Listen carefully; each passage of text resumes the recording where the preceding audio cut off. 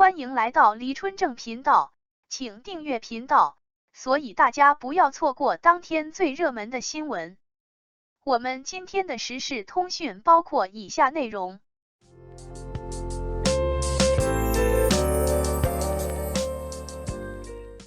选秀综艺被叫停2年，乐华娱乐难再造一个王一博，去年净利大降30%。内娱选秀综艺暂停2年之际，曾靠着选秀起飞的乐华娱乐交出上市后首份财报。2022年，乐华娱乐 02306HK 实现营业收入 9.80 亿元，上年同期为 12.90 亿元，同比下降 24.03%， 年内经调整净利润 2.67 亿元，同比下降 32.4%。这主要是由于艺人管理收入大幅下降。2022年，乐华娱乐的主要收入仍然来自艺人管理、音乐 IP 制作及运营、泛娱乐3大块。其中艺人管理收入 8.52 亿元，较上期同比下降 27.5%， 占总收入比例高达 86.9%。作为训练生大户，乐华娱乐借由偶像练习生创造101等选秀综艺走到台前。截至2021年底，乐华共有58名签约艺人，其中46名是其训练生计划毕业的毕业生，包括王一博、吴宣仪等公司头部艺人。随着2021年5月各大视频平台的秀综被叫停，乐华娱乐的大量训练生也失去了一条青云梯，这无疑对公司发展造成影响。2023年1月19日，乐华娱乐在港股上市，上市首日收盘录的 6.03 港元每股，较发行价 4.08 港元每股上涨 47.79%。但截至4月25日收盘，每股仅录的 4.28 港元。秀综缺失拖累偶像经济，乐华练习生录取率低于 0.1%。选秀综艺暂停并没有击退训练生出道的梦想。去年曾喊出想成为下一个王一博的训练生嘉轩仍然在经纪公司坚持着，目前他已经训练1年多时间。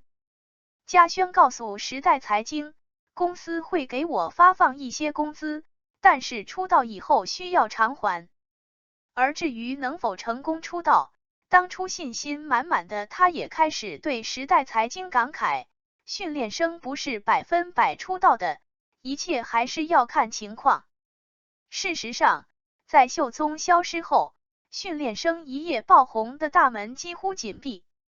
2018年，爱奇艺出品的偶像练习生在内娱开辟出一条新的偶像打造链路，原本名不见经传的素人，借由选秀综艺成立限定团 9%， 一跃成为那年夏天最炙手可热的新星。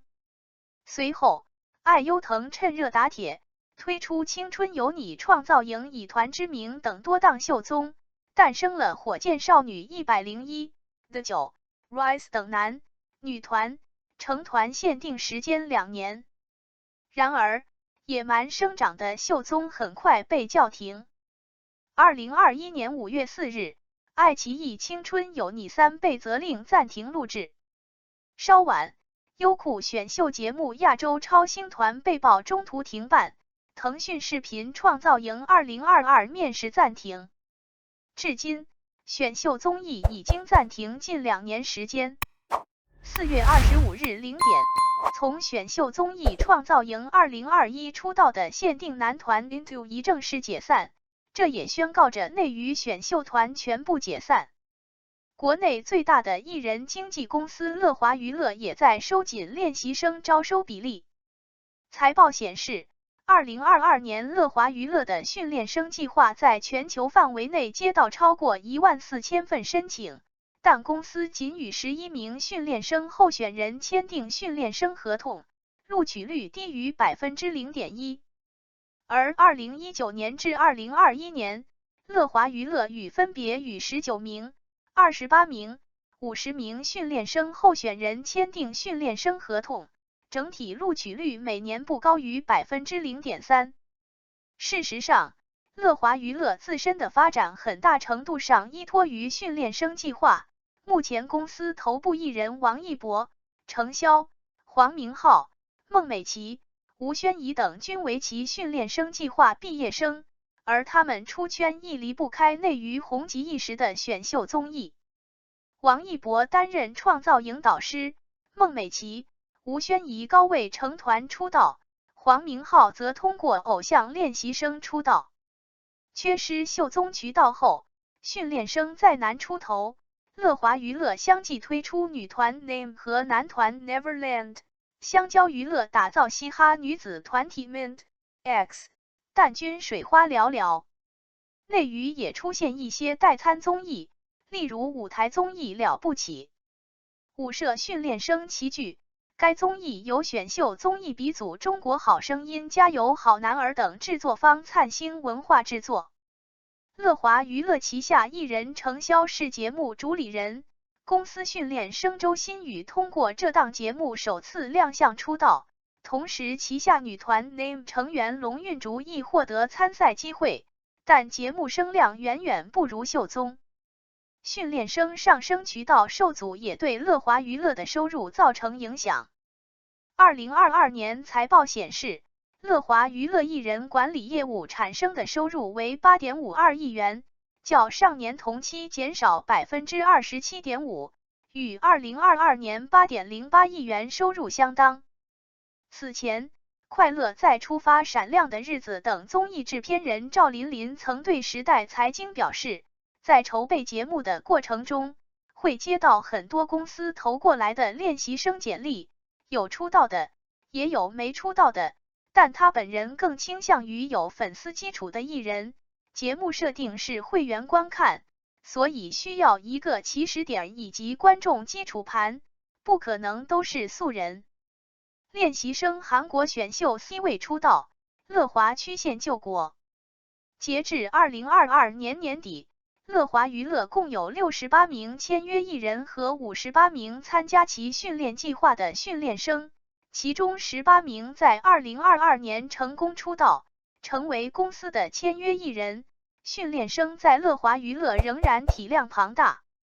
作为依靠训练生发展的艺人经纪公司，如何在秀综缺失的情况下建立新的偶像生态链路，对乐华娱乐而言至关重要。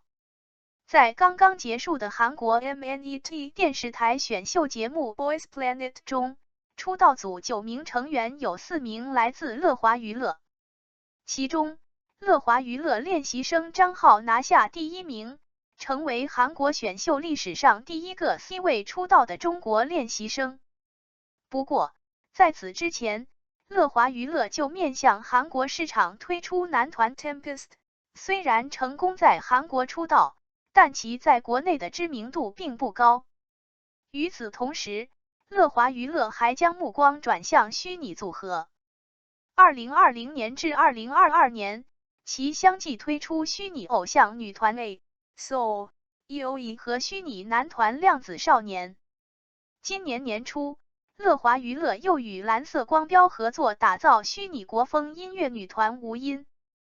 为了进一步扩展虚拟艺人业务，乐华与在开发赋能虚拟艺人技术方面有经验的业务伙伴联合成立2家公司，其中科技公司北京成乐空间科技有限公司由乐华娱乐100%持股。值得一提的是，近期有网友在社交平台爆料，乐华娱乐自制的内部选秀已经开始录制，据传这档选秀节目中共有40余位练习生参加，并且将要有2个预备出道团，在最终角逐唯一出道团的名额。国内娱乐业的练习生制度还没有形成充分竞争的氛围，很多还是通过资本堆积的结果，所以乐华招收的人只要基本素质过得去，通过资本包装还是能够成功的。浙江大学国际联合商学院数字经济与金融创新研究中心联席主任、研究员庞和林对时代财经分析。他同时强调，当前资本在娱乐业投入产出比较低，所以乐华缺的不是练习生，而是资本，也就是乐华或许没有足够的资本和资源将有限的练习生推向顶流。缺乏大量粉丝基本盘的选秀综艺提升流量，乐华娱乐创始人杜华也亲自上场打造个人 IP。继去年推出个人面膜品牌 DRJ 后，今年3月，杜华开始在抖音带货，范丞丞、黄明昊、朱正妍等乐华妻子成员，以及头部主播小杨哥都纷纷现身为其直播引流。虽然首场带货业绩不足千万，但其在个人 IP 的打造上再进一步。不过，作为艺人经纪公司，如何在缺失选秀综艺和资本的情况下打造出下一个王一博，或许才是乐华娱乐的重中之重。感谢您观看视频。如果您觉得本时事通讯有用，请不要忘记点赞、评论和订阅。祝您生活愉快，充满活力。再见。